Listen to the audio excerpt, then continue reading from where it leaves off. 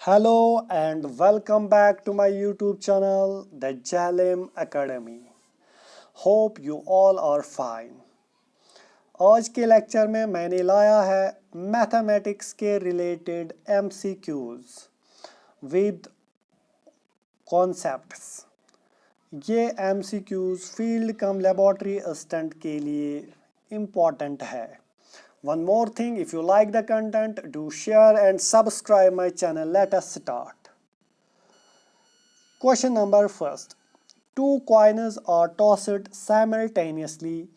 The probability of getting exactly two heads.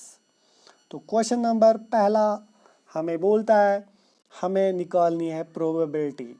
जो probability होती है ना, ये होती है बराबर किसके, फेवरेबल आउटकम अपॉन में टोटल आउटकम।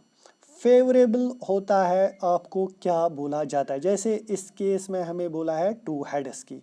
टोटल आउटकम होता है सैंपल स्पेस। तो हम देखेंगे जब हम टॉस करते हैं ना टू कॉइन्स को साइमल्टेनियसली, तो टोटल आउटकम हमें क्या आ सकता है, वहाँ पे हेड हेड होता है, टेल टेल भी हो सकता है, हेड टेल भी या टेल हेड भी। तो ये चार टोटल केसेस है टोटल आउटकम। और इसमें हमें फेवरेबल कौन सा है, टू हेड्स की सिर्फ एक ही है। तो प्रोबेबिलिटी होगी यहाँ पे 1/, टोटल कितने हैं ये, 1 2 3 4, 1/4 is the right answer, option A. तो let us move forward. What is the probability of a red color king from a deck of 52 cards? अगर आप देखोगे ना, कार्ड्स में कितने होते हैं, टोटल 52 कार्ड्स होते हैं।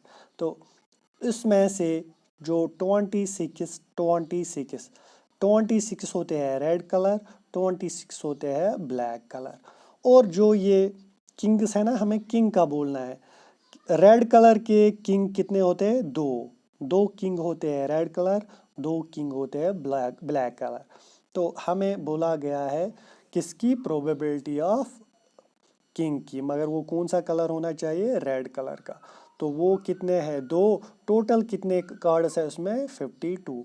तो इसको आप ऐसे काटिए, 2 1s 2 26, 1/26। Option C is the right answer.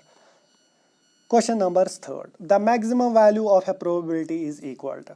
तो जो प्रोबेबिलिटी लाई करती है 0 और 1 के दरमियान, 0 भी हो सकती है, 1 भी हो सकता है, और इसके दरमियान जितने भी वैल्यूज है वो भी आ सकते हैं। तो इनमें से मैक्सिमम वैल्यू कौन है, 1 है मैक्सिमम 1। तो option B is the right answer. Now ये है basic formulas related to profit and loss. तो जो भी प्रॉफिट एंड लॉस के बारे में क्वेश्चन बोला जाएगा, तो इनमें से फार्मूला इस्तेमाल हो जाती है। तो ये फार्मूलाज आप अपने नोटबुक में नोट डाउन कर लेना और याद और प्रैक्टिस भी कर लेना इस पे क्वेश्चन। तो अब देखते हैं क्वेश्चन इस पे। क्वेश्चन ये है फोर्थ। क्वेश्चन फोर्थ हमें बोलता है फाइंड द एसपी होता है सेलिंग प्राइस। तो हमें एसपी निकालना है when CP cost price is 80 and loss is 20%। तो इसको हमें फॉर्मूला लगानी है, कौन सी वाली, एसपी निकालने के लिए। जब आपको लॉस होगा तब होती है formula 100 minus loss percent divided by 100 और मल्टीप्लाई में होता है सीपी भी दिया गया है यहाँ पे 80, लॉस परसेंट भी दिया गया है 20। तो आपको वैल्यू सबमिट करने हैं जैसे। तो सीपी निकलेगा हमें, सॉरी एसपी निकलेगा हमें यहाँ पे 100 माइनस लॉस परसेंट कितना है 20 अपॉन में 100 इनटू में सीपी कितना है 80। तो एसपी निकालना है यहाँ पे। तो आप सॉल्व करोगे, इसको सब्ट्रैक्ट करोगे, वो बनेगा 80 अपॉन में 100 इंटू 80। तो ये 0 कटेगा इसके साथ, ये 0 कटेगा इसके साथ, तो 8 को मल्टीप्लाई 8 से करना है, तो 64 इसका राइट आंसर है। Question number fifth, very important question. By selling a watch for Rs 1440, एक आदमी अपनी वॉच बेच रहा है कितने में, 1440 में, और उसको लॉस कितना आ रहा है, 10% लॉस आ रहा है। और क्वेश्चन यहाँ से पूछ रहा है मैं, at what price should he sell it to gain. अब अगर उसको फ़ायदा कितना पहुँचाना है, 10% का गेन हासिल करना है, तो उसको कितने में ये बेचनी है, एसपी कितना है। तो एसपी हमें इस क्वेश्चन में बोलना है, यानी कि बताना है।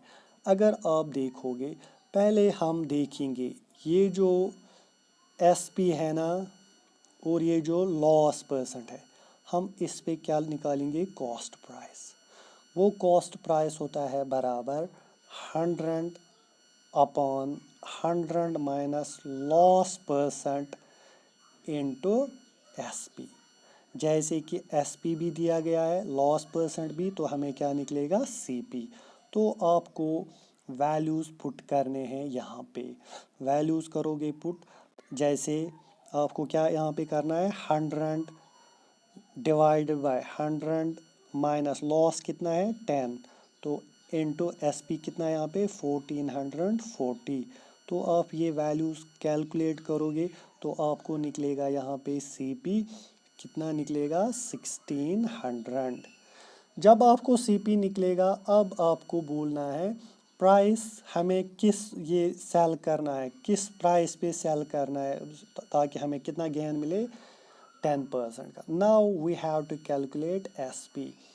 एसपी जब हमें गेन होता है ना, तब फॉर्मूला होती है 100 plus gain percent, 100 plus gain percent divided by 100 into में होता है सीपी। तो यहाँ पे हम करेंगे डिफरेंट वैल्यूज़ पुट एसपी निकालने के लिए। 100 प्लस गेन कितना है, अब 10% अपॉन में 100 इंटू सीपी कितना निकला है, 1600। तो इसको आप सॉल्व करोगे, इन दो को ऐड करोगे, वो होता है 110 अपॉन में 100 इंटू 1600। ये दो ये ज़ीरो कटेंगे, इसको मल्टीप्लाई करोगे आप, तो निकलेगा आंसर 1760, यानी कि 1760 is the right answer. Question number 6, for what value of के द सिस्टम ऑफ इक्वेशंस, ये इक्वेशन एक दी गई है और दूसरी ये, इनका क्या सॉल्यूशन होना चाहिए, infinite solution. For infinite solution we have a condition a1 upon a2 होता है बराबर b1 अपॉन b2 होता है बराबर c1 अपॉन c2। ये a1 a2 ये होते हैं कोएफिशिएंट्स x के, ये b1 b2 ये होते हैं कोएफिशिएंट y के, इसी तरह ये होते हैं कॉन्स्टेंट जो यहाँ पे है। अगर हम यहाँ पे देखेंगे, a1 है ना, a1 होता है यहाँ पे 2, ऐसे ही a2 है दूसरी इक्वेशन का x का वैल्यू। तो अगर हम यहाँ पे वैल्यू पुट करेंगे, देखो a1 divided by a2 is equal to b1 by b2, तो हमें यहाँ पे वैल्यूज़ पुट करने हैं। a1 है यहाँ पे 2 अपॉन में a2 है यहाँ पे 3 इज इक्वल, b1 है यहाँ पे, b1 है y का 4 डिवाइडेड बाय b2 है यहाँ पे k। तो ऐसे हम इस तरह से हम वैल्यू निकाल सकते हैं। तो इन दो को हम मल्टीप्लाई करेंगे, इन दो को ऐसे मल्टीप्लाई करेंगे, तो यहाँ पे निकलेगा हमें 2k is equal to 3 into 4 होता है 12। तो ये और ये कटेगा 6 से, तो k निकलेगा 6 is the right answer. Question number 7. If two linear equations have unique solution, then the line is represent. तो अगर हमें लीनियर दो इक्वेशंस है और उन दो लीनियर इक्वेशंस का कौन सा सॉल्यूशन है, यूनिक सॉल्यूशन, तो लाइन्स क्या रिप्रेजेंट करती है, तो लाइन्स रिप्रेजेंट करती है इंटरसेक्टिंग लाइन्स। और जब होता है ना हमें ये ओवरलैपिंग के टाइम क्या होता है, इनफिनाइट। ओवरलैपिंग के टाइम क्या होता है, इनफिनाइट। और जब पैरेलल होती है ना, पैरेलल, तब होता है हमें नो सॉल्यूशन, नो सॉल्यूशन। तो आपको ऐसे ही याद रखना है, जब हमें दिया गया हो नो सॉल्यूशन, तो लाइन्स रिप्रेजेंट करती है पैरेलल। जब हमें दिया गया ना यूनिक सॉल्यूशन, तो लाइन्स रिप्रेजेंट करती है इंटरसेक्टिंग। जब हमें इनफिनाइट नंबर ऑफ सॉल्यूशन होंगे ना, तो लाइन्स रिप्रेजेंट करती है ओवरलैपिंग। ये आप याद रख लेना।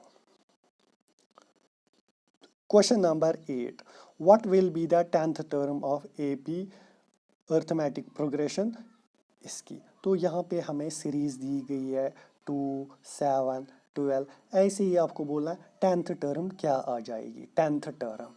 तो 10th टर्म निकालने के लिए हमें यहाँ पे फॉर्मूला है जनरल टर्म, ये होती है general term, A plus n minus 1 into D. अगर आपको यहाँ पे 10th टर्म की निकालनी है ना, तो आप लिखोगे यहाँ पे T10, A प्लस n के बदले क्या आ जाएगा value, 10 minus 1 into D. Now the question is A क्या होता है और D क्या होता है। तो आपको बोलते हैं हम यहाँ पे, ये जो A होता है ना, A होता है फर्स्ट टर्म, यहाँ पे A है 2, क्या है, फर्स्ट टर्म 2 है। और जो ये D होती है ना, ये होती है कॉमन डिफरेंस। क्या होती है, कॉमन डिफरेंस। कॉमन डिफरेंस कैसे हम निकालते हैं, जैसे इस केस में हमें है यहाँ पे 2, 7, 12, तो कॉमन डिफरेंस होती है second term minus first term. Second term है यहाँ पे 7, फर्स्ट टर्म है 2, तो इनको हम करेंगे सबट्रैक्ट, तो हमें निकलेगा ये 5। तो इस क्वेश्चन में हमें निकला A है यहाँ पे 2, कॉमन डिफरेंस है 5, नंबर ऑफ टर्म्स कितने हैं, 10। तो हमें 10th टर्म निकालनी है, वो निकलेगा A plus n minus 1 into D. आपको वैल्यू पुट करना, A है 2 प्लस n है 10 माइनस 1 इंटू डी है 5। तो आपको ये सॉल्व कर लेना है, तो आपको बनेगा ये 2 प्लस 10 माइनस 1 होता है 9 इंटू 5। इन दो को हम मल्टीप्लाई करेंगे, वो होता है 45 प्लस 2 47। तो यहाँ पे जो हमें सीरीज बनेगी ना 2, 7, 12, ऐसे ही जो 10th टर्म आ जाएगी ना, वो आ जाएगी 47। तो इसका राइट आंसर है option D. Question number 9, what is the value of, ये बोर्ड मास से लिया है। तो अगर आप देखोगे ना, पहले होता है डिवाइड, फिर होता है मल्टीप्लाई, फिर होता है एडिशन, फिर होता है सब्ट्रैक्शन। पहले ब्रैकेट को ऑफ करना होता है, इस केस में ब्रैकेट नहीं है, इसलिए मैंने ये 4 ही ऑपरेशंस बोले। तो हम यहाँ पे ये सॉल्व करेंगे पहले। तो इक्वेशन हम ऐसे ही लिखेंगे, 5 इंटू 3 माइनस 12 को डिवाइड 4 से करेंगे, वो निकलेगा 3 प्लस 8। दूसरे स्टेप में इन दो को मल्टीप्लाई करेंगे, वो बनेगा 15 माइनस 3 प्लस 8। तीसरे स्टेप में 15 को ऐड करेंगे 8 के साथ, वो निकलेगा 23 माइनस 3। और चौथे स्टेप में सब्ट्रैक्ट करेंगे, वो निकलेगा 20।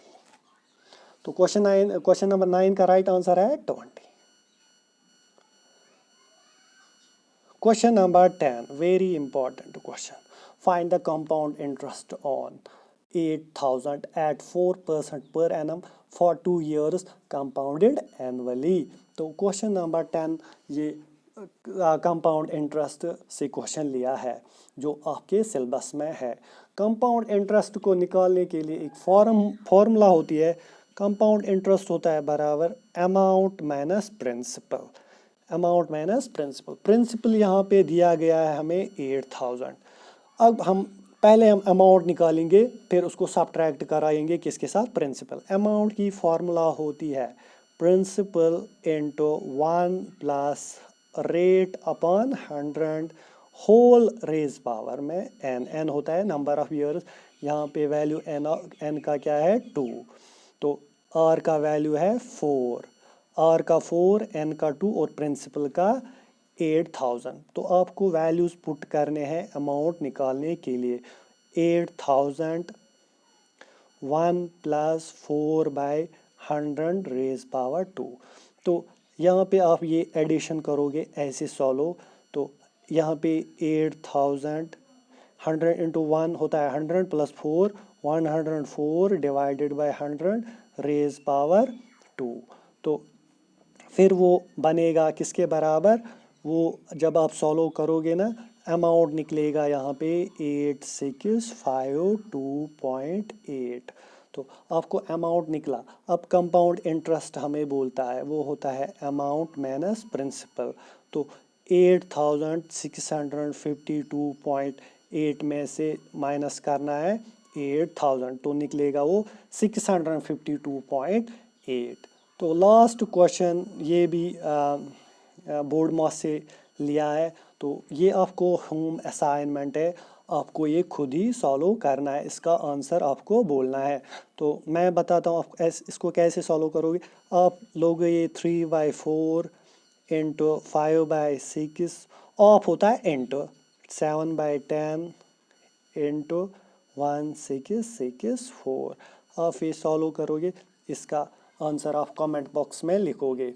तो ये थे कुछ important questions related to math. Please subscribe my channel. Thank you all.